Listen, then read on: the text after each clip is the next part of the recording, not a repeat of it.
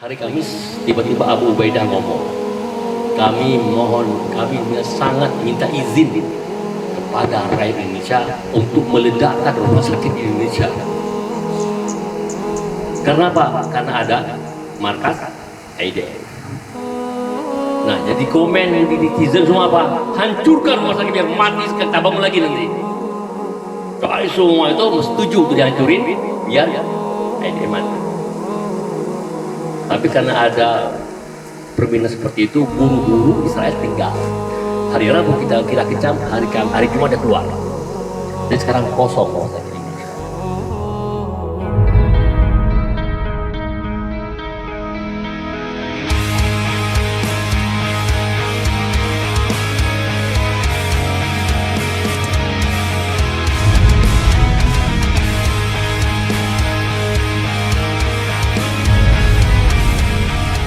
Yang kami hormati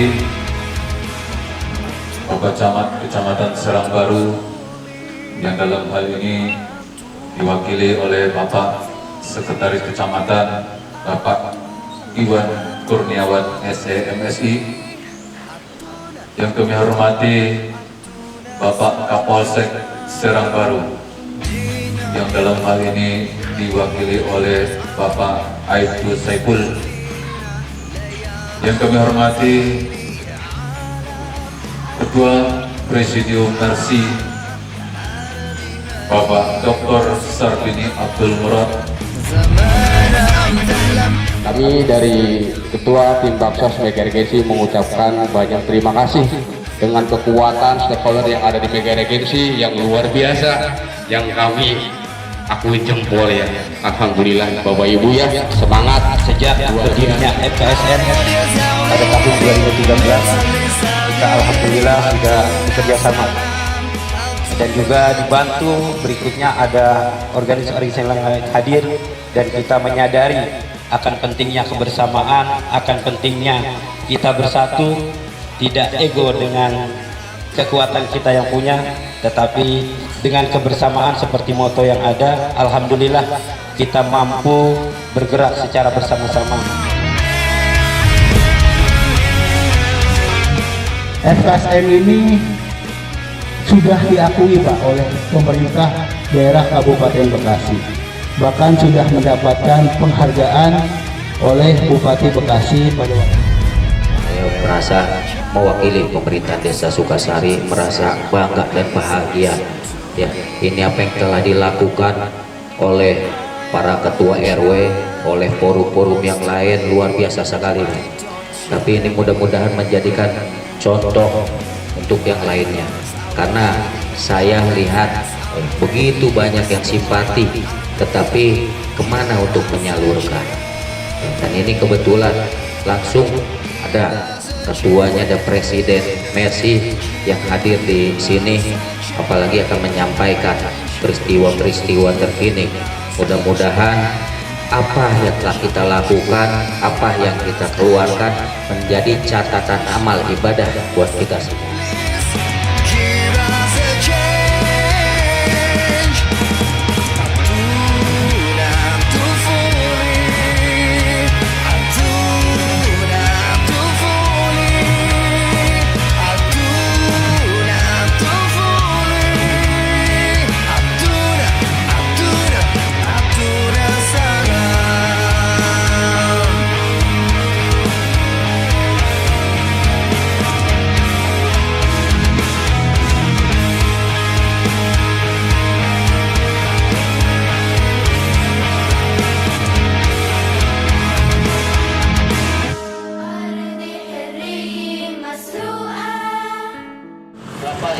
Bapak Ibu yang melintas bisa melihat lambaian tangan saya.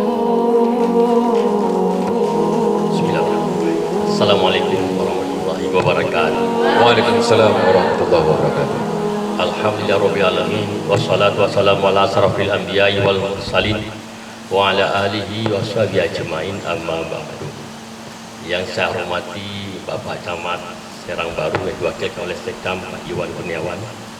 Kemudian yang saya hormati Pak Kapolsek dalam diwakilkan oleh Pak Saiful, Pak Denaramben yang diwakili, kemudian ada Pak Lurah dari Sukasari.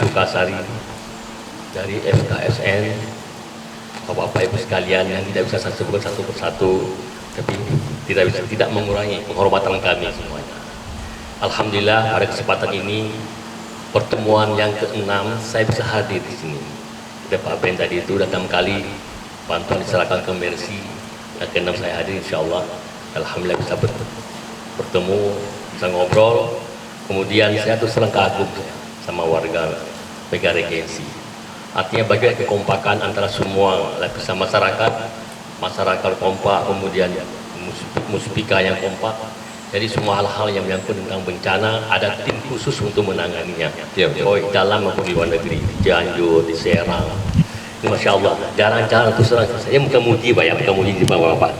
Itu jarang-jarang ada seperti ini Bu. Biasa jalan-jalan sendiri. Nah ibu-ibu pun Masya Allah luar biasa ibu-ibu. Maka saya bilang kalau ada ibu-ibu di depan, bapak-bapak pasti ikut dulu. Nah sebenarnya bapak ibu-ibu yang sebagai motornya sebenarnya, kalau motor ibu-ibu. Bapak itu begini-gini boleh cari cara. Nah, ini kan bantuan salah satu sampai jadi rumah sakit. Ini kan bantuan juga dari warga Mega Regency kan sampai rumah sakit hadir pada hari ini. Dan juga hari ini rumah sakit kita ini menjadi musibah besar. Musibah pada hari ini. Jadi perang hari ini di Gaza ini perang yang paling besar perangnya. Masya Allah. Jadi biasanya itu nggak lama perang cuma serangan-serangan udara. Tapi hari ini juga serangan darat yang dilakukan oleh Israel. Jadi rumah sakit Indonesia memang dirancang nih, kita rancang. Itu dekat dengan perbatasan. Kenapa? Karena kalau ada serangan-serangan dan ada korban, evakuasi paling cepat itu ke utara. Jadi paling cepat ke utara.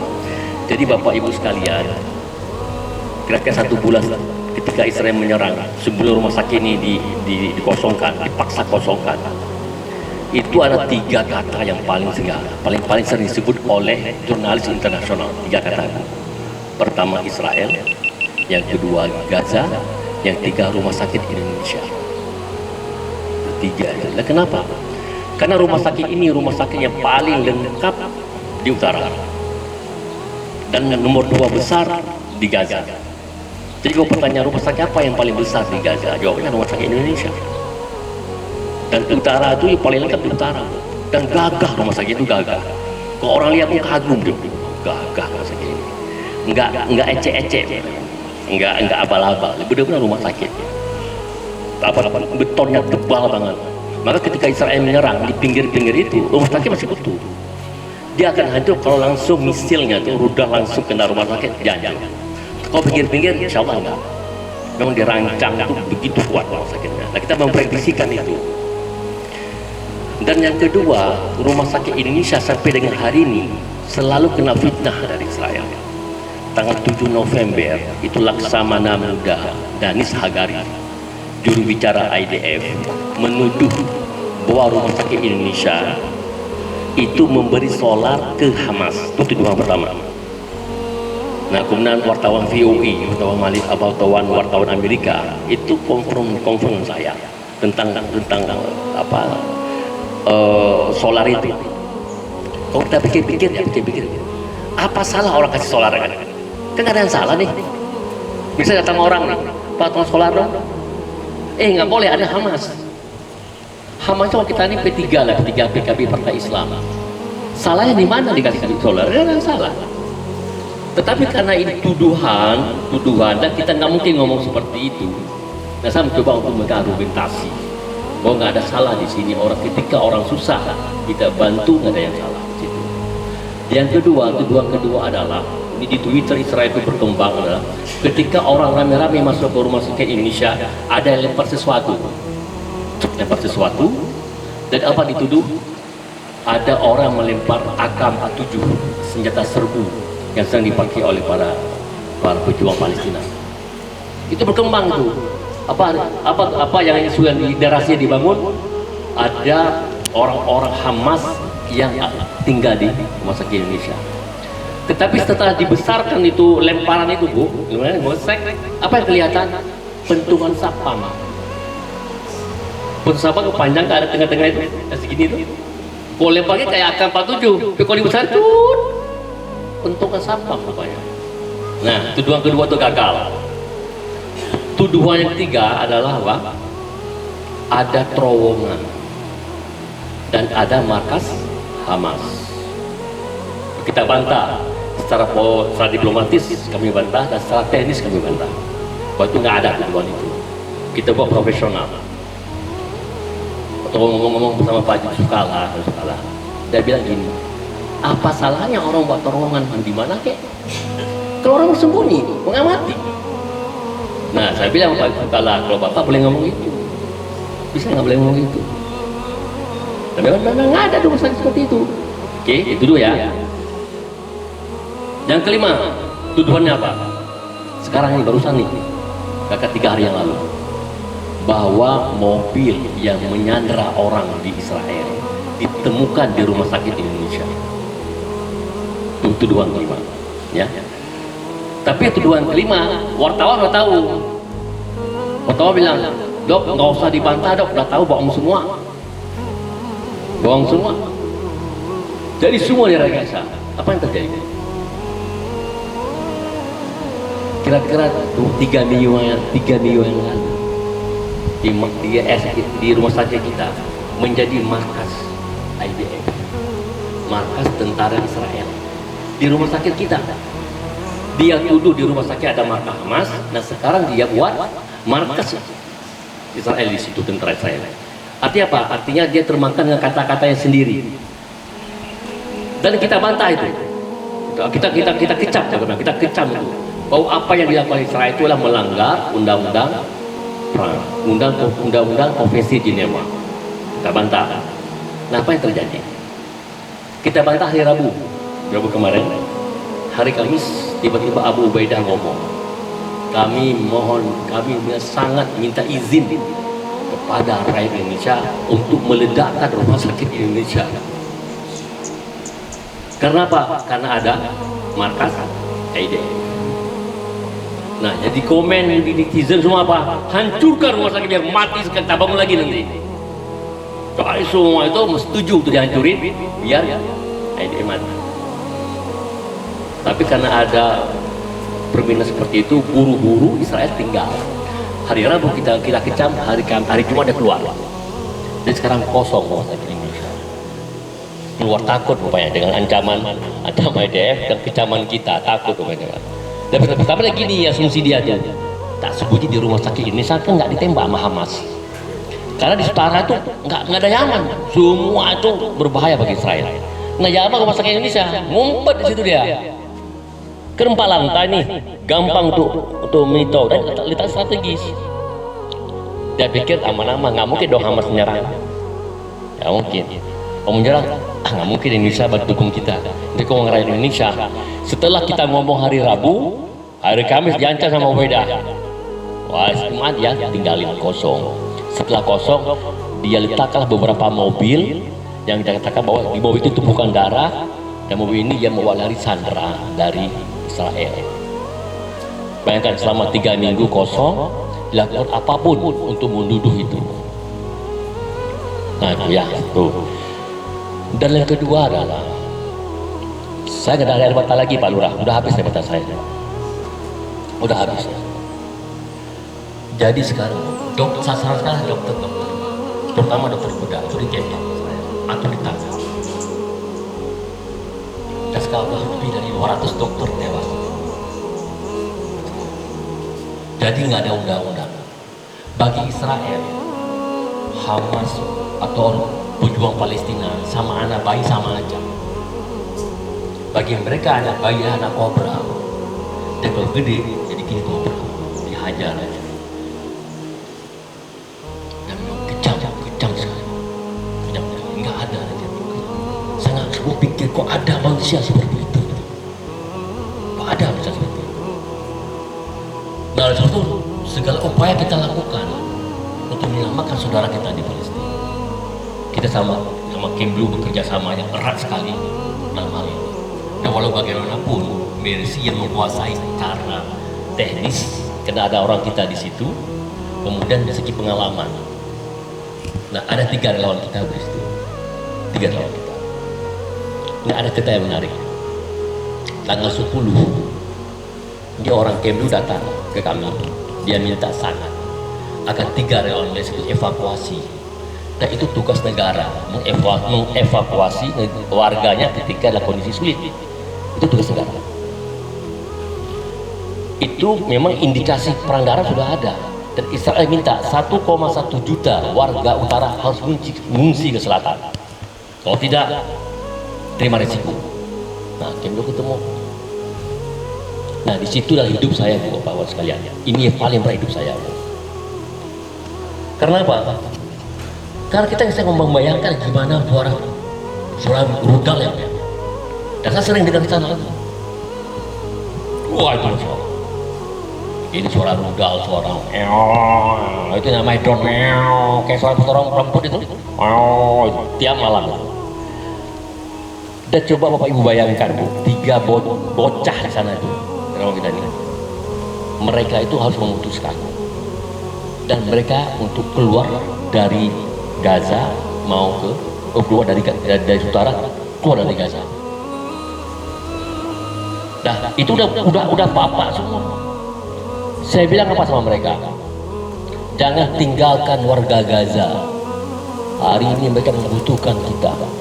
Hari ini mereka membutuhkan perhatian ulur tangan kita. Maka Anda harus di sana, apapun risiko. Dan Anda keluar dari rumah sakit, kalau warga Gaza juga keluar. Bapak Ibu bayangkan ya, kalau terjadi sesuatu pada 3 orang ini, itu gimana? Kan saya bisa menjawab, saya sebagai ketuanya, saya pimpinan mereka. Tapi kadang juga memang takdir Allah itu nggak bisa gitu.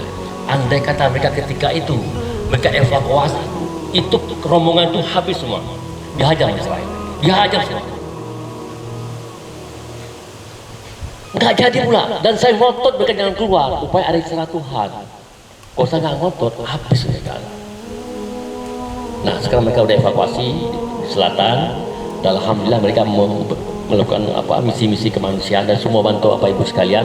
Kita ada relawan kita, kita nggak pakai partner lokal, kita langsung dengan relawan kita yang membantu apa kebutuhan mereka. Ya, tapi ingat bahwa hari ini Palestina itu seperti peradaban dihancurkan. Bayangkan hampir 1 juta lebih rumah hancur. Rumah sakit dari 56 cuma 12 yang berfungsi, itu pun empel-empelan. Nah, bayangkan orang patah kepala rusak, bawa ke rumah sakit, nggak bisa lakukan apa-apa. Itu yang terjadi hari ini. Nah, maka oleh sebab itu kerja keras kita adalah setelah perang usai. Jadi kita harapkan perang ini cepat berlalu, cepat usai. Nggak ada cerita panjang perang. Kalau panjang habis, bisa jadi habis tuh orang Gaza. Habis bisa. Nah, orang Hamas nggak apa-apa. Hamasnya selamat mereka terowongan-terowongan. Tapi orang kecil, anak kecil. 4 hari lalu saya diundang sama wakil dubes Amerika, jadi Chad F. Klein. 4 orang diundang berdiskusi masalah Gaza. Dia katakan kenapa Amerika bantu Israel.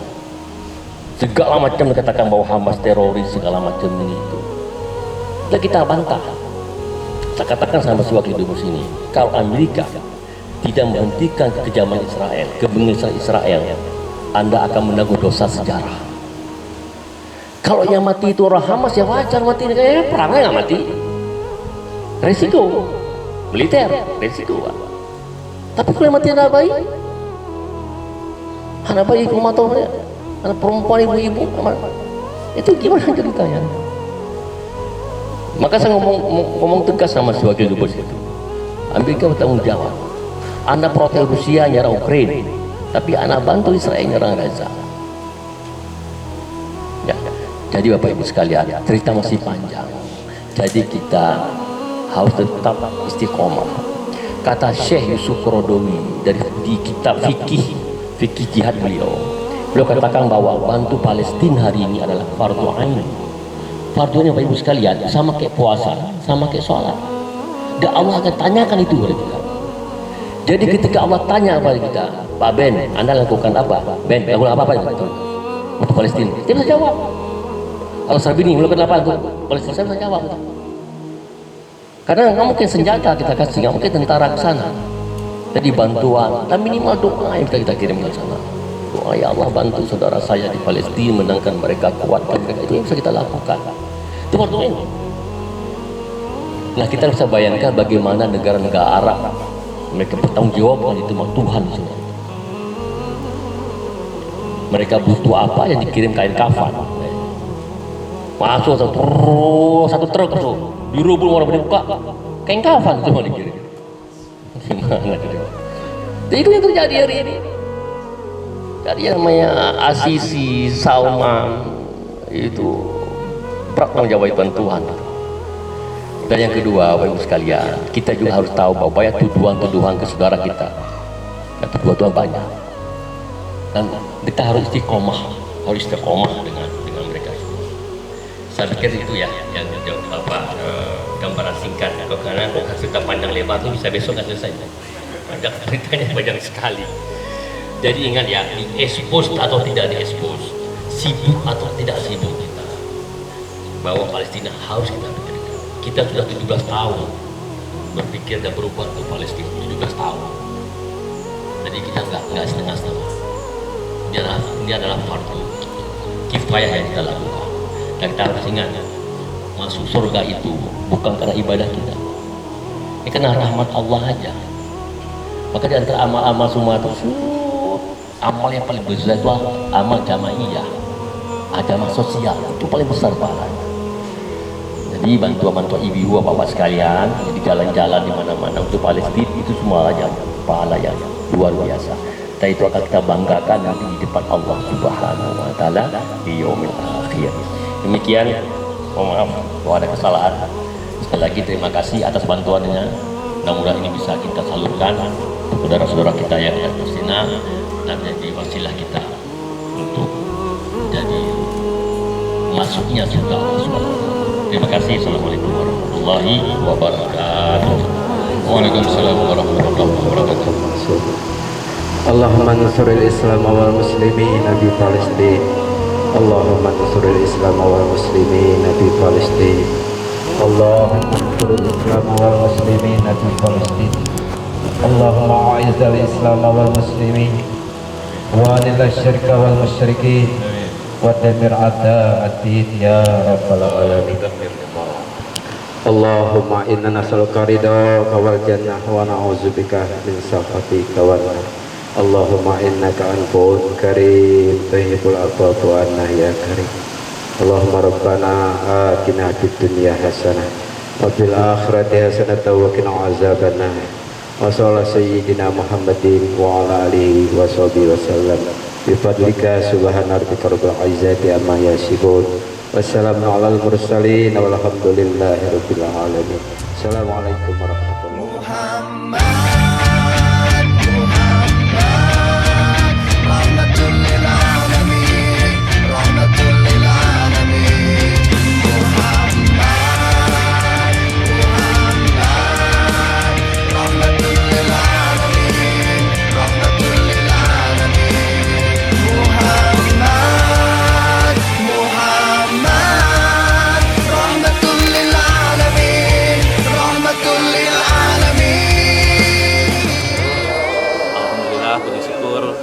Hari ini kita telah selesai mengadakan acara secara simbolis penyerahan donasi dari warga Mega Regency untuk warga Gajah, khususnya untuk renovasi rumah sakit Gajah. Warga Mega Regency, mudah-mudahan apa yang telah kita lakukan, kita laksanakan dan kita kumpulkan dan kita salurkan mendapatkan berkah dari Allah Subhanahu wa taala. Terkait donasi ke Palestina melalui Mercy yang dihadiri oleh Ketua Presidium Bapak Sarbini Abdul Murad, dan hari ini pun sudah kita sampaikan amanah dari para donatur-donatur di seluruh Mega Regency dan sekitarnya, mudah-mudahan bermanfaat khususnya bagi saudara-saudara kita kaum muslimin dan muslimat yang ada di Palestina. Alhamdulillah sudah terlaksana perjuangan kita, mulai dari kita kumpul dari seluruh pihak sampai terlaksana penggalangan dana dari beberapa titik yang telah kita kumpulkan. Alhamdulillah terkumpul 235 juta yang hari ini kita sudah serahkan kepada pihak Mercy yang diberikan langsung kepada presiden atau presidium dari Mercy itu sendiri, yaitu Bapak Dr. Sarbini. Terima kasih untuk semuanya, mudah-mudahan berkah buat kita semua. Amin. Kami juga terima kasih yang sebesar-besarnya kepada Bapak, Ibu, warga, pengurus RT, pengurus RW di RW 10. Terima kasih yang sebesar-besarnya. Alhamdulillah acaranya sukses, lancar, barokah. Insya Allah, amin ya rabbal alamin. Assalamualaikum warahmatullahi wabarakatuh. Waalaikumsalam.